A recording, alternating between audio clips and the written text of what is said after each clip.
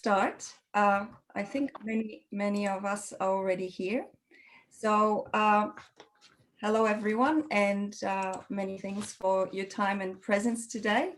For those who don't know me, my name is Eva Filipiak and I'm the Director International Engagement at TAFE Directors Australia. I hesitated there for a minute, and I'm very happy to facilitate the discussion today.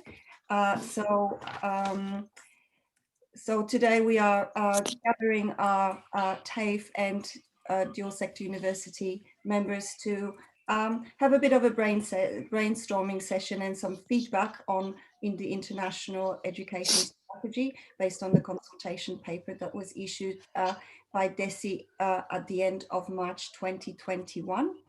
As you know, consultations are currently taking place in a number of ways, and we're very happy to be able to have that kind of focus group session with you.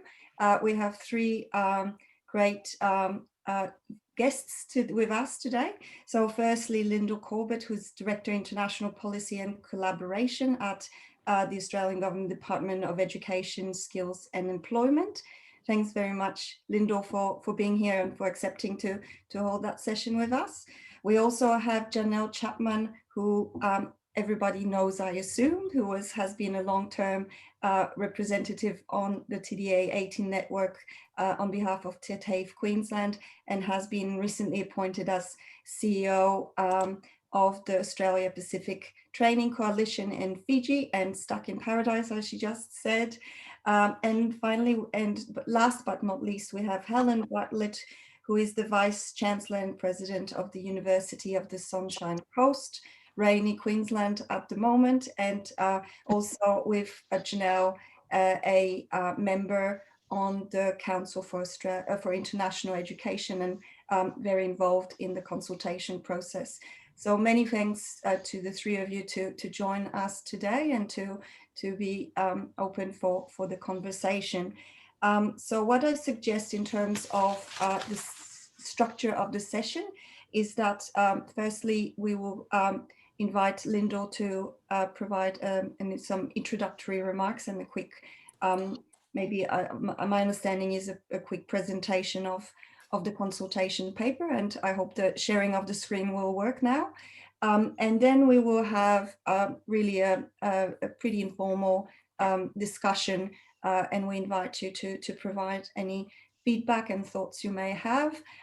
Please raise your hands. We are, a large group, so it would be good if you could use the raise hand function on Zoom.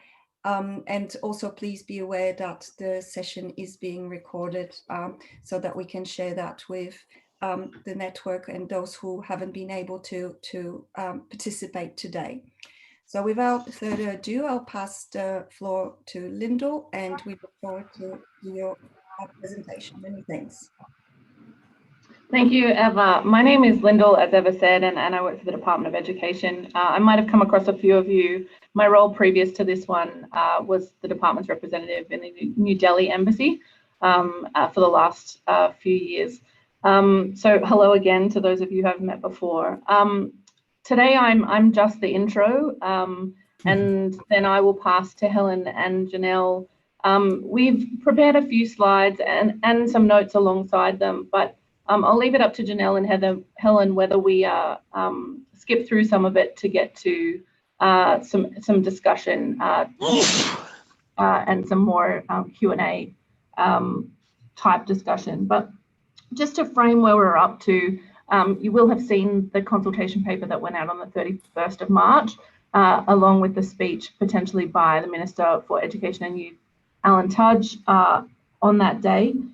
We are midway through a public consultation process. There is a written submission process underway, and we are doing many conversations with groups like yourselves and others, as well as public sessions with webinars on policy areas to get some sector feedback into the development of a new 10-year strategy.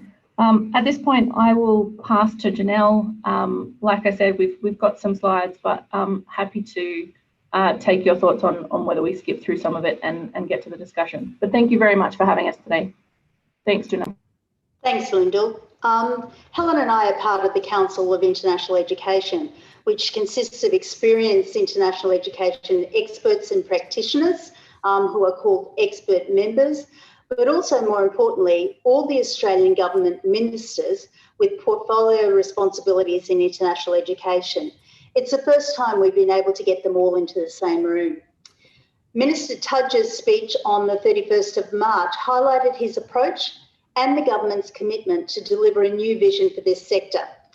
And some of the things that I think are most important to consider are the fact that we all know there's been significant disruption in 2020 and that our industry is decimated because of it. Our government does remain committed to in-country study for international students as soon as the health advice makes it possible. But we all know we thought we would have a shorter term approach to the solution for that. The Minister is very keen to make sure that we actually highlight what needs to happen, not only for the immediate short term, but for the long term to 2030. And that's why we're having these consultation process, to be able to ensure that we get feedback from the industry themselves, to be able to understand what is needed and therefore what needs to go into this new international strategy. Next slide, please. So the strategic priorities that have been elevated have students at the centre. For those of us who work at the coalface, we know that students must be at the centre of everything that we do. We know that we need to have a short-term approach to be able to maintain our business, but also be considerate of the long-term view, making sure we don't lose the IP of people within the industry and then not be able to get them back for the long term. We also have initiatives that secure the social and diplomatic benefits of international education. We know that international students contribute to Australia's future skills and workforce needs. We know that they provide, our providers actually deliver quality education experiences and outcomes for students. And that is important because the student experience is the key to everything that we do. We also know that having international students and having this international industry supports sustainable economic growth, not only for Australia, but also for our partner economies. So if you look at those strategic priorities and look at those areas around, but making sure that students are at the centre of everything that we think about for this new strategy, then that's the right way to go. So that's what we want to inform our discussion around, ensuring that we touch all bases, but that we consider that the student is the most important aspect of all of this. I'll pass over to Helen now for the next step. Thanks, Janelle. So on to the feedback. As has been said, we've been holding stakeholder consultations over the last few weeks, and they've been really, really valuable. So this slide highlights some of the key feedback to date, which might resonate with you all. And some of the key messages are that we all know the sector has got very immediate short-term needs that the strategy needs to address. But of course, the strategy is looking at the next 10 years. So we have to keep in perspective those short-term needs. The feedback also suggested the importance of consistent and unified messaging of international education narrative, both domestically and globally. Really key that we get consistency in our messages coming from all quarters. The role of the student experience is critical to building a dynamic and attractive education sector. And of course, by being more aware of the student sentiment, we can ensure that students, both domestic and international, fully benefit from internationalized education and training. The strategy should address and reflect the role that education providers can play through innovation and adapting to support sustainable economic growth. We know that from the feedback, there is a view that regulatory settings may need further review to support providers to deliver the education and training services that are responsive to industry and skills needs. We also heard that community building and community sentiment is important in reinforcing a positive environment for international students to live, work and study in. And of course, diversification of the sector was a point that was commonly made. The importance of diversity in partner countries, course offerings, study locations and delivery modes included. And then finally, the importance of the strategy recognizing study pathways and the cross-sector efforts that developments in digital technology are bringing to the international education landscape. So those were some of the key themes coming from the consultation so far. It'd be really good if you could start thinking of anything that's missing from that feedback. So if we move to the next slide, for today's discussion, and we don't have to confine it to this, but it just gives us a bit of a framework for thinking about your feedback. We've divided it into 4 main areas. The first one relates to Australia becoming more competitive, and in that finding a need for a common voice in promoting Australia, or promoting an Australian brand that's authentic and credible. On research and Australia's excellence and the importance of that in global partnerships and commercialization opportunities. So if we perhaps just take those 2, I'm wondering if any of our participants this afternoon would like to make any comments or have any questions, or would like to make any suggestions. That is, you know, on making Australian education more competitive. We know that, you know, competition is really hotting up. Australia is, as we speak, losing market share to countries that have had a different approach to their international borders. So what is it that you know, we need to really focus on to keep that Australian brand and that competitiveness? Any thoughts on that? Thank you, Helen. Would I be able to make a comment? I'm Tim from Melbourne Polytechnic. I also attended Minister Tudge's presentation in Melbourne a few weeks ago, and I think he was quite blunt about, or straightforward about where he sees some of the concerns from the government side about, for example, universities offering, you know, commerce degrees to anyone who wants to come to Australia. And he said we should be focusing on the skills that Australia needs for the future.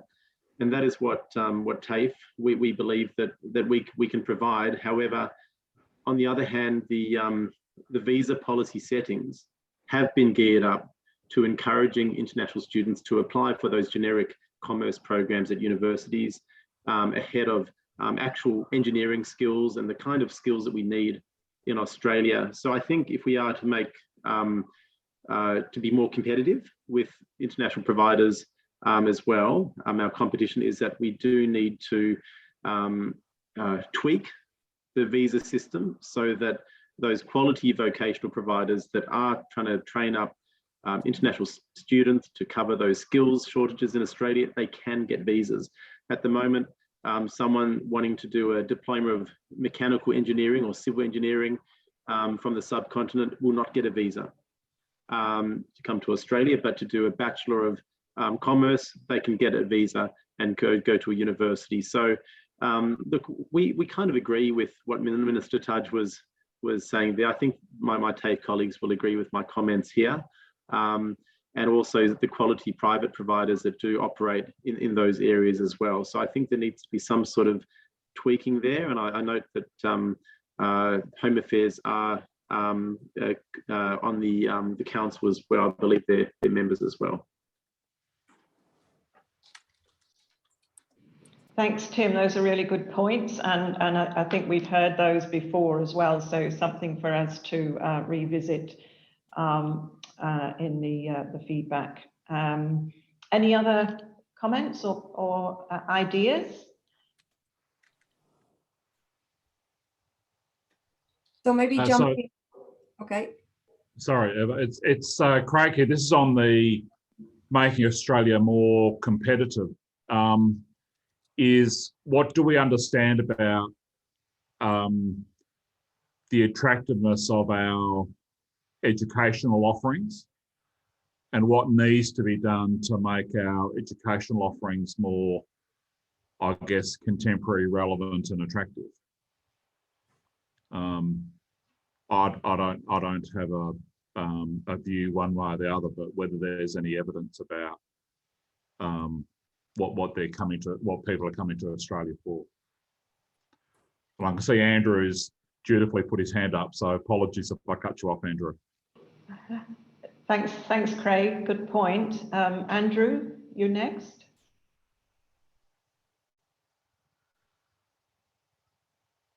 Andrew, we cannot hear you for some reason. Andrew, we can't see you or hear you at the moment. Okay, well, perhaps we could turn to anybody else who's got some thoughts on this particular theme. Perhaps I could just throw in a question. Craig, I don't know, it relates to what you're just commenting on, whether our pivot to digital delivery, particularly, the reliance now on starting offshore online, and with the hope that students will be able to come onshore in the non-too distance. I mean, do you see that as an opportunity for TAFE down the track, or is that a challenge, moving to a more blended learning delivery? It's something that's really worthwhile having a decent conversation about, because at the moment it would be pretty difficult to do online for Australian qualifications, because there is so much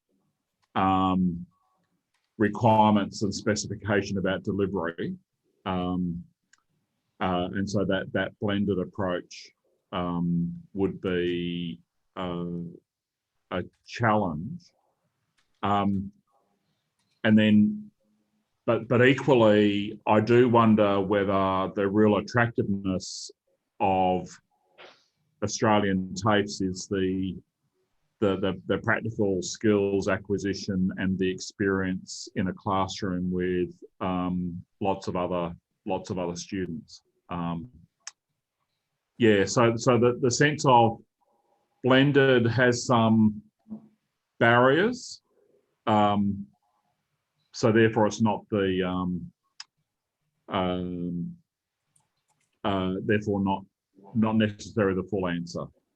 And I suspect there'd be I'd be interested, I think there'd be lots of international students who really do want to come to Australia for the experience, both cultural and both cultural and skilling. Can I just add a little bit to that, Craig and Helen? I was on the IDP advisory panel yesterday afternoon, and they were giving some feedback from surveys that they have been conducting across the globe. The reality is that students are still hanging out for that face-to-face experience. That's what they want. They're willing to give up scholarships. They're willing to pay more money if they can have that face-to-face experience. The disheartening thing for Australia, I think, is that the percentage of students who are willing to change study destination is now growing, because they're willing to go to, and in fact, Canada's on top of the list, as we probably all guessed anyway, but they've changed their mind, and instead of waiting out the offer for Australia, they're actually looking at changing destination to go to another place if it gives them that face-to-face experience. So while the international borders are closed, whilst the focus might be on having that face-to-face, we're hiding to nothing. International borders open and get us back on an even playing field. Yeah, I think everybody agrees, Janelle, with that. But therefore, Helen, if there was some deregulation that allowed for some of that blend that was kept them on the hook, so to speak. Terrible phrase, but that introduced them to the Australian TAFE system, had them engaged, was that pre-engagement point. Then with some sense of guarantee, they could get into Australia for that genuine face-to-face experience. That's possibly a better way to think through the sort of the blended delivery model. Yeah, and as you say, that would require some regulatory tweaking. Yeah. But, you know, not impossible to do. Correct. In fact, we just so you know, and Jenny's coming in a minute. So I don't know whether you've seen that Andrew's come through with his comment in chat. Yeah. So, okay. Yeah, so thanks, Andrew. His mic's not working and his chat messages. I think we need to be careful about the messaging around international education. We're not competitive when the message to students is that they are not welcome. So thanks for that, Andrew. And I think we'd all agree with you on that. And it is something that we're all hoping to see more consistency around, more welcoming messages from all government and other stakeholders in this space right now. Was there anybody else? So Tim's just put up a question here for Craig. Do you mean something like post-study work rights for international students who complete a vocational qualification from Australia that was completed on a student visa? Is that a question to me? It is a question, yes. I'll be having a word to that Tim Gilbert later on. Yes, I think we need a broader perspective on actually what really students are, what is their base motivation, and then how can visas work appropriately to support that. I mean, the nature of the inquiries we get is, you know, could we deliver offshore, but could they then come into Australia for an Australian experience? That doesn't necessarily mean they're here for 3 years, but they could be here for 6 months or whatever. So it's all of that sort of flexibility within the models, I think. Yeah. Jenny Dens from Chisholm's got a hand up. Thanks, Craig. I guess I just wanted to refocus that this is really a long-term strategy that we're looking at here for international education. So it's not something about our initial reaction to COVID and post-COVID. I'm assuming we're looking more broadly than that, because as mentioned, yes, there's going to be a lot of switching, I imagine, in the short term to get that face-to-face opportunity. But how Australia has managed the situation is still being very well regarded by the families and those that are making the decisions on where their children are going. So I would have thought, from looking at that, first making Australia more competitive, I think we have to look at the strength of that as well as part of this strategy. So it's not about, okay, yes, it's face-to-face, so people are switching now to the UK and Canada. What's the long-term plan and gain in this? Absolutely right, Jenny, and that is the focus of the strategy. It's a 10-year strategy. Obviously, we've got the short-term sort of challenges to address, but we've got to think longer term about the sustainability of Australia's education proposition. And I just point there to a comment from Catherine Eng, who's just noting that face-to-face and in-person are still students' preferences. And to say there, the comment is about opening borders if we want to stay competitive. All right, so anybody else on this before we move to diversification? I'm conscious, you know, we want to keep the discussion going. John Q for Box Hill Institute would like to make a point. So if that's okay. Please, yes. Okay.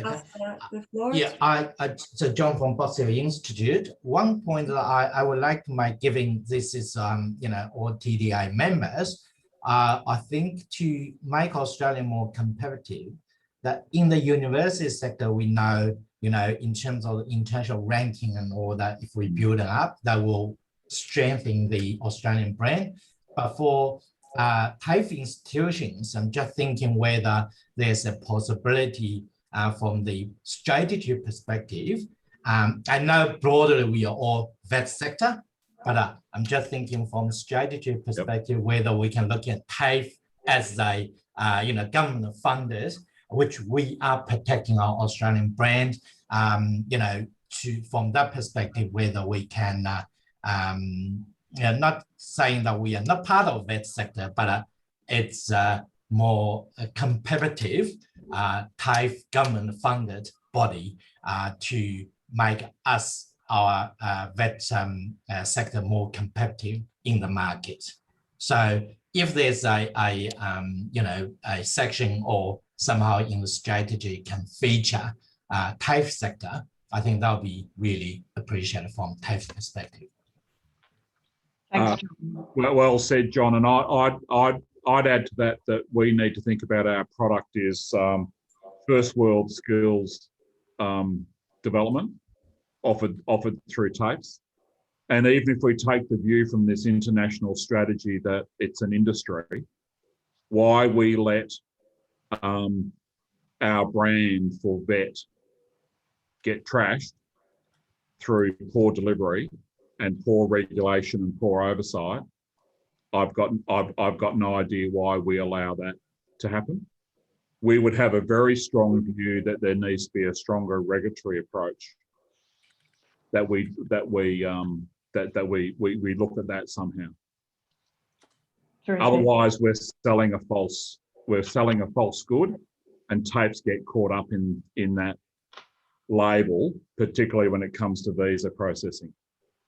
Yeah, that's a really good point. And just add on Craig's statement is that with the history, we know TAFEs actually build up our skills and training reputation globally. But from time to time, sometimes we see some unfortunate event happen within the private sector, actually damaged our reputation to some extent. All right, I think that point's really well made. So can we just move then briefly on to considerations around diversification and such opportunities? Did anybody have any ideas or suggestions around this for TAFE? Yeah, I think that, if I may, Jenny from Chisholm, this is where it all sits, I guess, in terms of also the regulation around what, there's obviously been some changes to accommodate the COVID situation at the moment, but how, will we continue to have some support to have blended TDA, et cetera, offshore for the longer term would be really interesting to sort of delve into. So from that perspective, as others have indicated, having the opportunity to start study offshore in that sort of environment, in their home base, but getting experience of the Australian vocational qualifications to then come across to Australia is obviously going to be pretty key for us for the longer term. So it shouldn't be something that we're looking at just now because of COVID, I guess. It's just about sort of saying, how can we do more with that model than we have before? Yeah, thank you. Diana? Yeah, I'd actually like to say, regardless the situation we're in, we've actually got a great opportunity here with that blended learning. I acknowledge the quandaries and challenges in the space, but the online blended learning short courses that we can start to offer, because not only does it help the international marketplace, but it also helps any of our students in our current who are on Australian soil at the moment, who live in more remote areas, to try and be more inclusive of those and how we can access that cohort better. So it's a good opportunity to put some focus not only for the internationals in this space, but our Australian citizens who traditionally may not have focused as much in that area. So let's twist it around to be a great opportunity for the internationals and our local market. That's a good thought. Anybody else? Tim has his hand up, so maybe pass on to Tim. I'm not sure that I'll allow it, but okay, Tim. Thanks, Craig and Helen. Two comments. One is about the diversification markets, again, it comes back to the visa policy settings. Again, it's much easier to be, for students from those markets such as China and East Asia, to be getting visas for vocational programs in Australia. We want to diversify, but Home Affairs have a different point of view. So we've got Austrade on the one hand encouraging us into these markets, but the only thing we can do in those markets is transnational. If we want to recruit them in vet programs, very high visa refusal rates. So it's better for them to be going to universities and to be doing commerce degrees, which again is not what Australia needs. So that's about international students. But then in terms of transnational, yeah, I think it is a great opportunity right now. It looks like the regulators have been flexible, and they, I think providing that you have your ducks lined up in a row, that you'll be able to continue delivering in blended formats in the future. Yeah, so that is my main comment about T&E. But and also we would like to see more international skills training products, such as other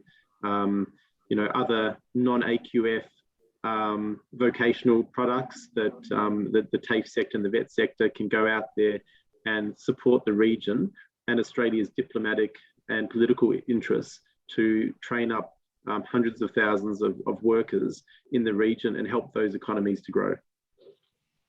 Thanks, Tim. Look, I think those are really good points, and speak to the need in the strategy for a much better articulated role for TAFE and VET in the international arena into the future. So that's something that we can definitely work on. I'd like to continue the discussion, but hand to Janelle now, who will take us through the other two themes. Thanks, Helen. So one of the things that we often talk about is whether training packages are the right product for international students, and that's a discussion that's been had for a long, long time. And the CEO of TDA is very loud in his voice on that topic anyway. But what are the skills for the future? What is it that TAFE might be able to do or provide that other providers in the vet space particularly cannot? So I'd like your thoughts around that. If we're talking about skills for employment and we're talking about the ability to have that practical work placement, to have a really strong engagement with industry, then what are the things that we think are needed for the future?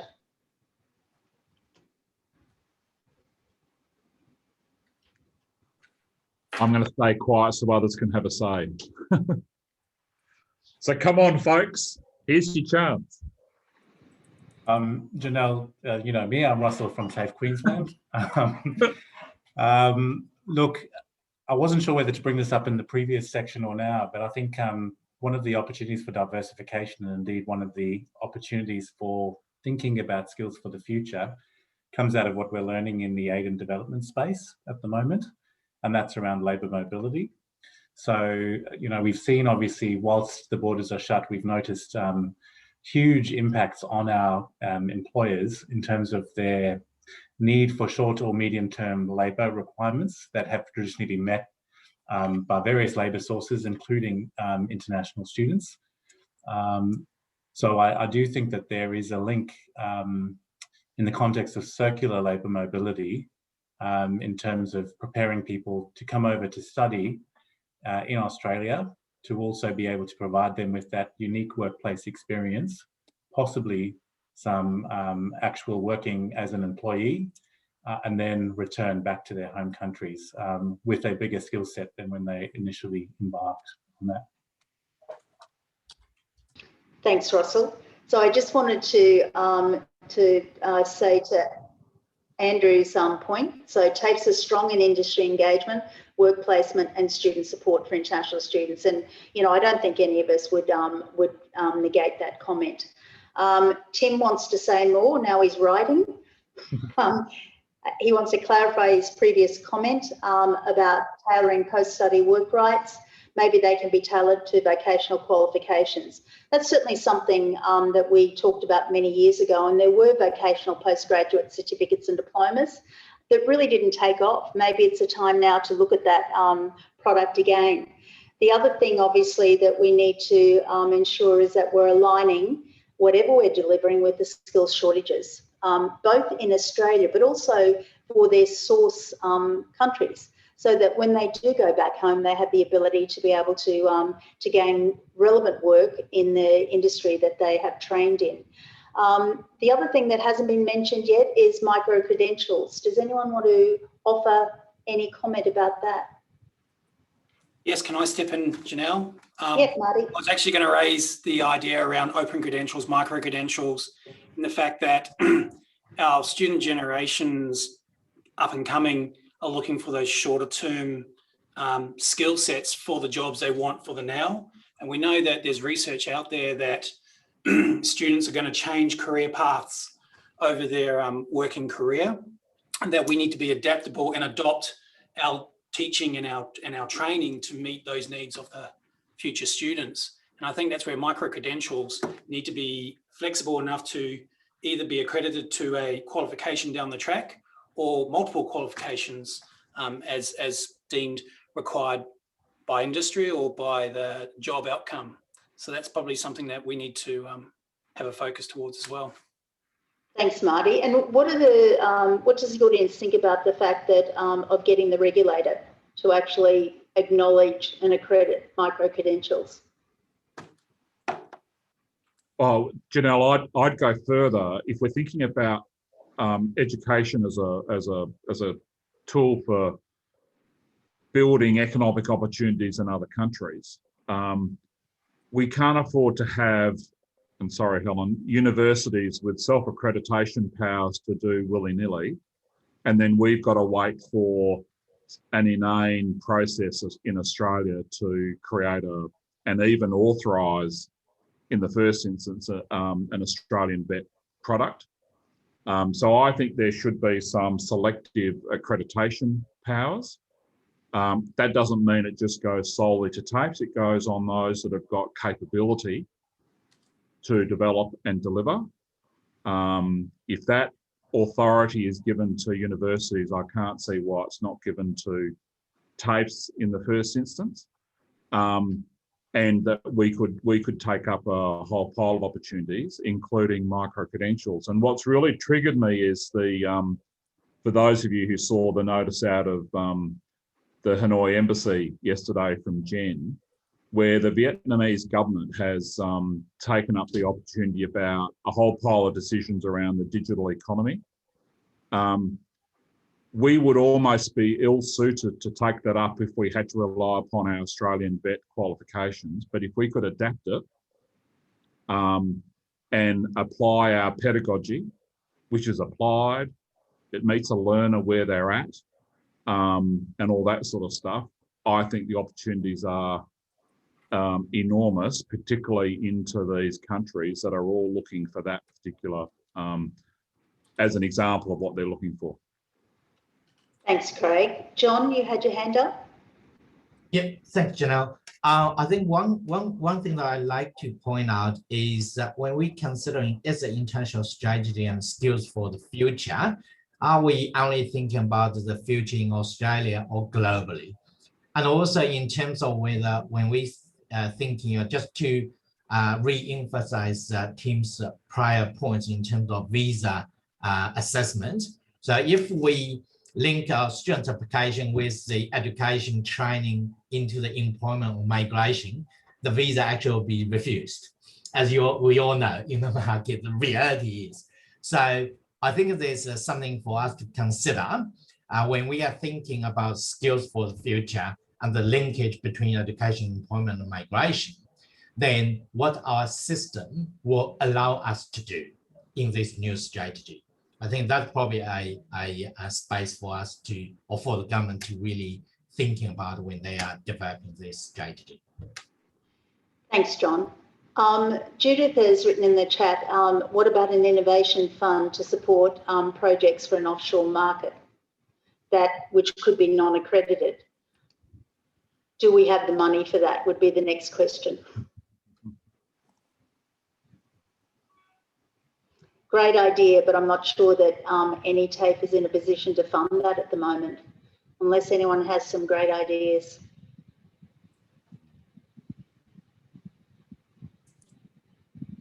But if it was a lead strategy that then brought students in, that might be a way that you could do it. But you then want to be able to protect your leads, of course. You don't want to bring them in and then for them to be snapped up elsewhere. So that's another opportunity. And then we get back to the same problem of having people come in on our good name with their visa and then, you know, go AWOL to a cheaper private provider. Which is why I think we need to move away from if we're international, from our socialised qualifications, which of course the feds do for the sake of the economy, et cetera, et cetera. I think for international, if we could think about them something different, this is the power of self-accreditation and the brand of the provider that would go with it. So I do think there's some fundamental structural issues that need to be looked at going forward. And what about using our strengths in areas of skills recognition? You know, like you said, Craig, the offshore non-accredited work as a push strategy, and to couple that with our strengths and skills recognition through RPL, for example. You know, really, I guess that understanding is often misunderstood or underdeveloped, that understanding offshore. But, you know, is there an opportunity for us to actually develop that sort of business really as an alternative opportunity around skills recognition offshore, I think, you know, but tied in with non-accredited training as well. Yeah, and agreed. That's an easy short-term response to have a long-term pipeline if we do it right. Yep. Can I move on to the fourth area of focus for today? So what makes an Australian study experience a uniquely Australian education experience? So what are your ideas around that? You know, why would someone want to come to Australia as opposed to Canada, UK, USA? What do we offer that's different? And what should we offer that's different as far as the experience goes? Marty? Can I think this really ties into the other 3 points that we've talked about. Diversification of the market, which embraces both domestic and international students in the classroom. And us as TAFEs, you know, we have a big domestic cohort and our international students enrich our domestic students' experience and vice versa. I think the skills that we're providing and that connection with industry is also very key. And again, it's putting it back to the brand that Australia is open and accepting of international students and how it enriches our community, because we are a multicultural community. That's how we, you know, market ourselves and what our brand is like globally. I think that unique Australian experience is what these students are wanting to pay for. Hence why, as you mentioned before, with the information that you're receiving that they're going to Canada and the UK, our borders are closed at the moment. So when our messaging goes back out there, we need to be saying, we're back open for business. And that, you know, Australia offers more than just kangaroos and koalas and sitting on Bondi Beach. You know, there's a lot more to that. We're more than just a tourist destination. We're actually a lifestyle destination. I think there's an aspect of that, of having our classroom not only just inside 4 walls, but it's also taking it out into, you know, our marine science, and that taps into what we do with the Great Barrier Reef. It taps into our innovation. You know, do we shout out from the top of the hills that you know, Wi-Fi was created out of an Australian company, or Google Maps was actually started off in Australia? Like, we don't show our innovation enough. And I think that's key messaging that we can put out there that embraces all of that. Thanks, Marty. And Craig and Eva heard me say this before. I think TAFE doesn't sell itself well, and it never has. You know, we need to have that elevator pitch ready to go. Tim? Yes, and like you say, Janelle, we need to be able to sell TAFE better. And one of the things that, you know, I know TAFE Queensland did and we did and other TAFEs, which was to access those mobility grants and sending our students around Southeast Asia to China. And that was a great brand awareness campaign and very cost effective too. And we know that if it wasn't for COVID, it would have been the universities having, you know, a monopoly of the access to that funding going forward. TAFEs and vocational providers have been excluded from any mobility programs going forward. And that is inequity, I think, in Australia for the Australian young Australian kids that, if they go to university, they've got almost unlimited opportunities to travel around the world. And with the TAFEs, with the minimal access that we had, we did a lot. We got great bang for our buck. We did some amazing trips around Southeast Asia, Africa, and how beneficial it is for them when they come back to Melbourne or around Australia and are working in these multicultural communities to be able to say that I've been to these other countries, I know what it's like overseas, and to work with migrant communities and so forth. Thanks, Tim. They actually come back to other states other than Victoria, but thank you for your help. I don't know John. why they would, Janelle. So, Janelle, And this is half the problem, the competitiveness. We need to work together. That's why we're all here at TDA, right? Anyway, I think one of the things that we when we say the uniquely Australian education experience, we not only think about students studying in Australia, we might need to think about the students who are studying Australian education overseas as well. Mm-hmm. And what contribution that we can make. And Janelle, as you're in that you're currently overseas, if we say, this experience also, I think it's a strong representative of Australian education, and how we can actually support that from both, from the regulatory requirements or environment, as well as our product perspective as well, and how we can actually showing that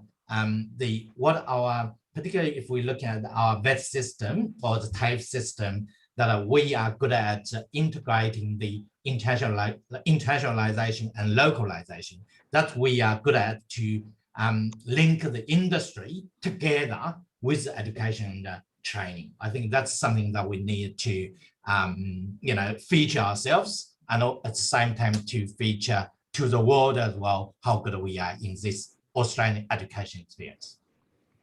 So Craig, just before you look like you're about to jump in, can I go to Laura? Yeah, no, I'm not going to jump in. Oh, you just leant forward. Oh, no. Hi, it's Laura here. I just want to make a point about, which is relevant to all this, but it's mainly employment related. I think students come here wanting, it's a huge investment, they want an outcome. It's not just the parchment, it's actually leading into a meaningful career. And from the offshore dealings with partners and other entities, especially when we're competing with other systems provided by other countries, not competing with our own RTOs or whatever. It's about, setting the Australian system, compared it to the German system, compared to the other European, the Canada or American systems. I think what we're missing is actually the industry linkage or the influence. For example, German system is well received overseas because they have a lot of investments in those countries. They have a lot of factories, they have jobs, and therefore students feel that if I learn a qualification, a German qualification, that will immediately translate to some sort of job outcomes for me, whether it, in the home country, etc. But that's something we're lacking, because I just feel, for example, you go to China, how many Australian companies are there? Right? You learn an Australian qualification, what does it mean? When you go apply for a job, the American companies probably will wanting somebody who actually study in their country, right, over to somebody got an Australian qualification. So I think that linkage need to be somehow promoted and recognized, and wanting the whole the industry or the businesses to actually support employing people with Australian qualification. Thanks very much, Laura. What I'll do is I'll hand back to Helen now. Thanks, Helen. Mute. All right, well, we are getting towards the end of our time. It's been a really great discussion, and I'm conscious that, we've had lots of input, but there are people that still haven't managed to provide any feedback yet. So this is your chance for any last minute questions. that might relate to any of the 4 themes or themes that we haven't included here. So a last call for comments, suggestions from everybody. Helen, just picking up on the promotion of the Australian international experience, and picking up on comments made by Craig and others, is there a chance to maybe have some sort of Australian tick of approval that's driven through the regulatory bodies that effectively gives confidence to prospective international students that if there's this, tick of approval or a little emblem that goes with the course or the institution, then that is a support that is the Australian government supported delivery organisation, so to speak.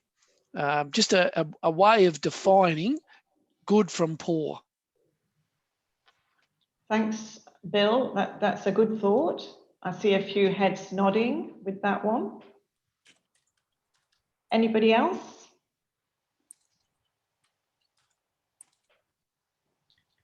Just flagging as well that there are quite a number of interesting comments in the chat box. So I've just tried to capture it and maybe some additional ideas there on Judith clarifying about the Innovation Fund being federally funded rather than institution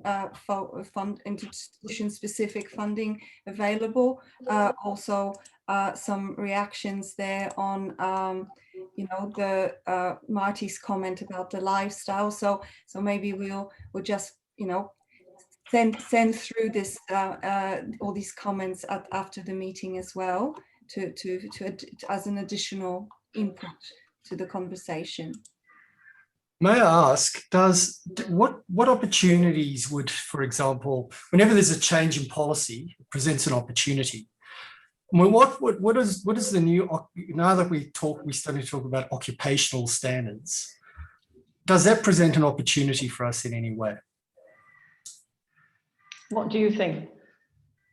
Sorry? What would your thoughts be around that? You're posing it as a question. You obviously think that there's some potential. Yeah, no, I wanted to ask more broadly, because it's probably going to become a language that's going to become more threaded in our conversations more in the future, and more in our DNA. And I just wonder what opportunity. I've spoken about skills recognition as one, because I think VET should be, also play a very proactive role in trying to quality assure skills, but really being able to work in that front end by recognizing. I mean, we're in a situation where we're getting all these migrants coming here with trades, and they can't work as a plumber, and they can't work as an electrician, although they've worked overseas for donkey's years as a plumber, or worked overseas for donkey's years as an electrician.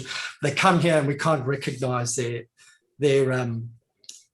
competency standards. And so I'm just wondering whether there's a role for us, and I'm just thinking more broadly as a question, with the role of occupational standards, whether there's going to be a role for us in international education. I don't know the answer, but I'm more interested in asking the question. Okay, good. Well, thank you for the question. I think that we can add that into the feedback. So look, I think we're just about out of time on this general discussion. So can I now please hand back to Lyndall, who will wrap up with the next steps. Thank you, everyone. Look, this has been really interesting. We have the fun job of trying to pull all of this together. One of the things that's really going to help is the written submission process. It's open until the 12th of May, and there's a link there. We are getting submissions from individuals as well as organisations and peak bodies, really welcome your feedback through that process. Thanks for your time today. I'll hand it over to Eva if there's anything further you wanted to add, but thank you again. Thanks, Lindo. So just confirming that TDA is working on a submission and collecting some input from our members, and including this discussion. So we will be definitely submitting our views and the feedback from our members in the coming 2 weeks or so. It's the time frame. Yes, and many thanks. So I think just the final words of thanking everybody for their input, and looking to any additional feedback from our members. Please feel free to send any additional comments to me so that I include them in the submission. And yes, a very, very interesting discussion. I think lots more to talk about. So the hour must have been, a little bit tight for the number of feedback we've had. But thanks anyway, and hopefully that already will provide some material for DESI and the council to work on. Heather, can I just add this? Sure. Oh, sorry. No, can I just add? It's really important that we have the voice of VET. Because often we get, drowned out by the louder, sorry, Helen, higher ed sector. It is very important that, if we're talking about the long-term view as skills for employment, we need to make sure we are voicing our opinion now while the strategy is being developed. Wonderful. So yes, and we encourage, TDA is not the only submission that we consider on behalf of TAFEs and the dual sector university. So the more input, the better. But definitely we are working on non-members as well. So many thanks. I think that takes us to the end of the allocated time, and it was great to see you all, to see Janelle, who has left our realm, is a little bit further, and to talk to Helen and Lindo, and also, of course, to see all our valued members. So many thanks, and have a great day, everyone. Thanks, everybody. Bye. Thank you. Bye. Thank you. Thank you.